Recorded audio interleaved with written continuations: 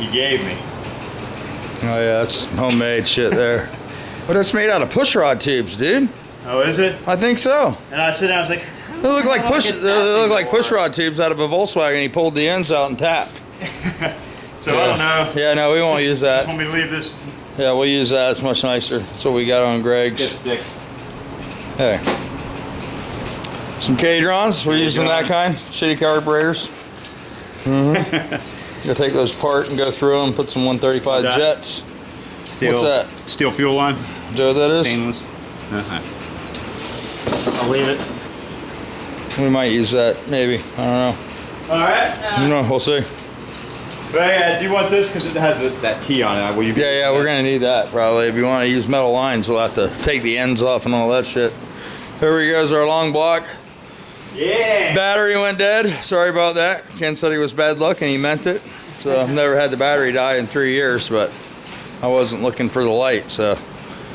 We got our assembly together, everything's real nice, turns over sweet. Got the heads installed, cylinders on there.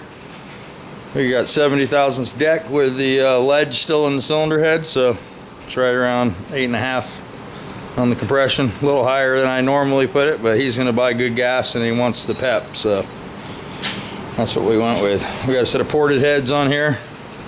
Set of my heads, 1600. Ported over towards the guide, towards the spark plug where the power's at. The hump's still in there. A set of chrome moly retainers with some HD springs. And yeah, we got to pick up a 311 block off plate too. Okay. Try to get one of those. We got the new breastplate on there. And next is the pulley that he didn't want to go on. Sometimes these pulleys are tight and you have to submerge them in hot water, let them heat up, and put them on after the pulley's warm. Here, you want this? I'll trade you for some cookies. Yeah. Ken's cleaning the mess up. The collateral damage. But yeah, so pretty happy with the way it turned out. I got you guys a couple of videos. Hopefully we can piece it together and make something. I was building the cylinders and the camera died. But we're gonna finish this one off. I guess we're gonna put all the sheet metal on here, rebuild the carburetors, put those on, set the linkage up, put all the ignition components, make it a complete engine. We'll put it on the floor and we'll fire this one up before it leaves, break it in on the floor like we did the Porter project. That way when he's putting it in the car, it'll be ready to go. So won't have to worry about the cam not being broken and all that stuff. And I sort of like to start them here when they're all new parts. That way it doesn't wipe all the assembly lube and stuff off the cam and gives it a fair chance.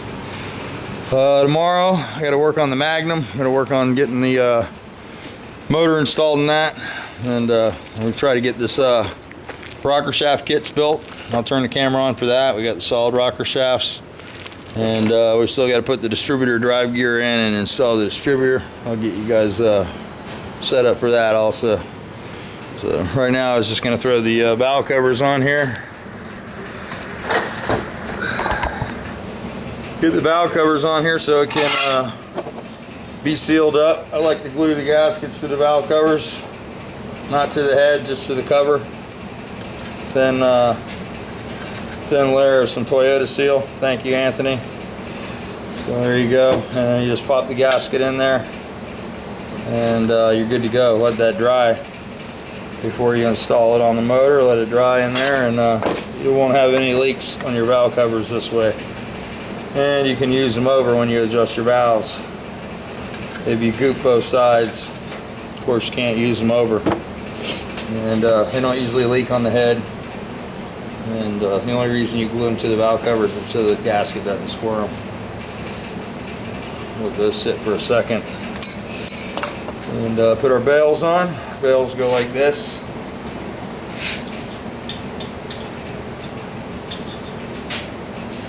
Running down.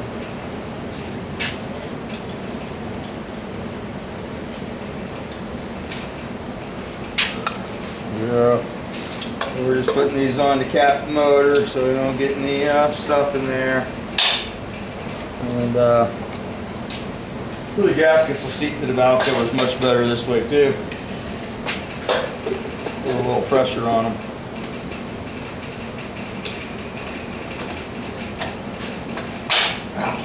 Yeah, that hurts a little bit. Oh, shit.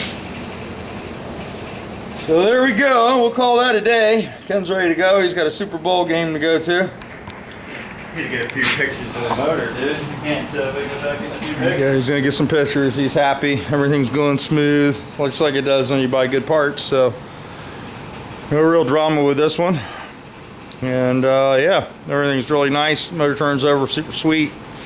Our end plate came out really good. Did a flywheel video for you guys. Showed you how to do that. And like I said, we'll be building that 2110, and I'll be sure to do the short block assembly on video so you guys can see that. Yeah, we got something on the camera there. There we go. So I'm gonna call it a day. Turn this off. Say hi, Holly, Bolly. Hi. Oh, you gotta come inside. There's the sun was messing with the camera. There's Holly. She's hanging out, riding her bike outside. My new bike. You got a new bike? Where'd you get a new bike at? Yeah. Oh, they gave you one of their old ones? Uh-huh. Sweet. So anyway, that's where we're at. Got to get all this stuff moved, get this convertible back inside. So let me move some stuff around, turn the camera off, pick some tools up, all that stuff. And what? Cookies. I get over there by your motor, man. Come on. Yeah, this month we're selling Girl Scout cookies, so buy some. Okay, hear that right from Holly. She's got Girl Scout cookies for sale. We got 250 cases of them in my house, so Yeah, it's $3. anybody buy some cookies, I'd appreciate it. They finally got moved to the family room out of the living room, so there we go. That's it. All right, It's a wrap. All right, let me move some of this stuff so I can get my convertible back in.